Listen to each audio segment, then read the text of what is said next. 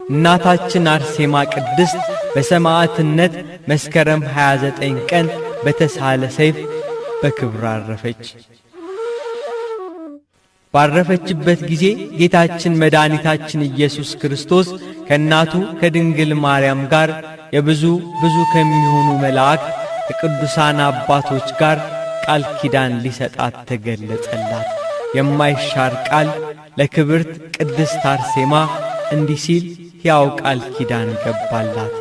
በአንቺ አማላጅነት ያመኑ ብዙ ሰዎች ይድኑ ዘንድ ማልሁልሽ። ስምሽን የጠራውን በበዓልሽ ቀን የተራበ ያበላውን የተጠማ ያጠጣውን በበዓልሽ ቀን በጽኑ ፍቅር የዘመረውንና ያመሰገነውን በገድልሽ አምኖ ለጸለየ ስዕልሽን በክብርና በንጽሕና ስሎ በቤቱ ቢያስቀምጥ ወንድ ልጁን ሴት ልጁን በአንቺ ስም የጠራውን ገድልሽን የጻፈ ያነበበ የልቡን ምኞት ፈጽምለታለሁ።